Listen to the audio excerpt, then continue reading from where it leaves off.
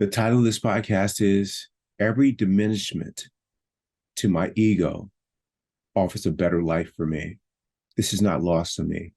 I have worked over the last 8.5 years on this one thing. It's been several things, but especially this one thing that every time something happens that I don't like, that my mind says should be different, I see it as an opportunity for me to work on myself and to let go of my personal self and all its default settings of judging, complaining, not being satisfied, wanting it to be different, trying to control other people, other situations, all this negative behavior of letting all those defaults, being aware of them, letting them go, which is the equivalent of letting go of the personal self and my ego. And in doing so, I'll open the door for a better life experience. And I do it everywhere. At work, when I have a manager or a colleague who is managing, leading, behaving in a way that I think should be different, that bothers me. I don't want that manager to change. I don't want that colleague to do anything differently in that moment because I want to use that moment to let go of me, of needing it to be a certain way for me to be okay inside.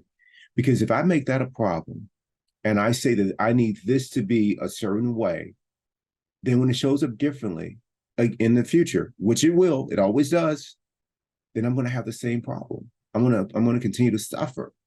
So I use every single moment as an opportunity for me to let go of myself.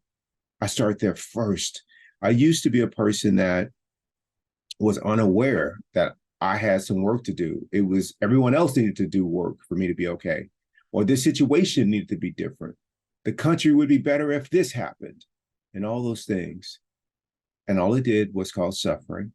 And every time those events or scenarios would play out again and again, I would suffer over and over again, be upset, uh, place blame in other places instead of owning and seeing the opportunity in those experiences for me.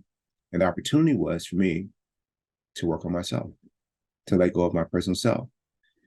Over the last couple of weeks, I've been met with an opportunity, a potential opportunity to have another leadership experience that could be good for my career. And what I'm aware of is my tendency to want it to unfold a certain way, to want the job. It needs to be a certain way for me to be okay with doing the job. I'm aware of that the ultimate call of whether or not I get this opportunity that's being offered, it requires the leadership that I report to sign off on it. And over the last week or so, it's been silence about where this is in the process, and letting go of the need to know, letting go of the need to listen to my mind, create stories about, are they being supportive? Are they trying to hold me back? Uh, why haven't they responded? Why are they just trying to like limit my opportunities? I'm not listening to any of that. Only thing I'm doing is I'm trusting the moment that's in front of me. And my work is not on what leadership should be doing or whether or not they're supportive or not supportive. My work is needing to know what they're doing, working on that. I don't need to know.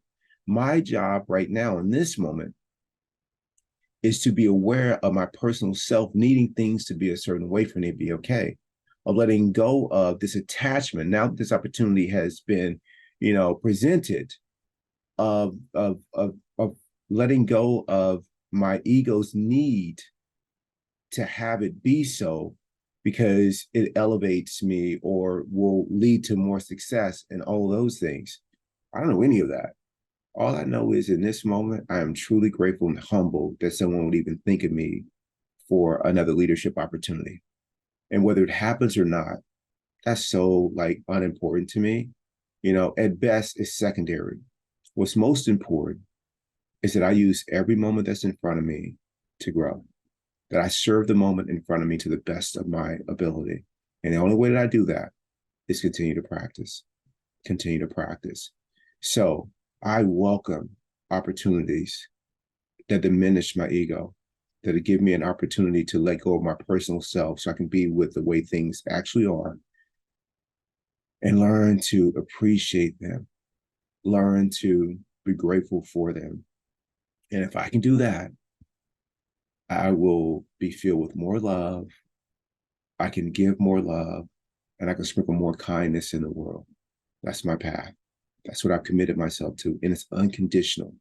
I don't just change that commitment or choose to be true to it when things are to my liking. I need to be incredibly aware and vigilant.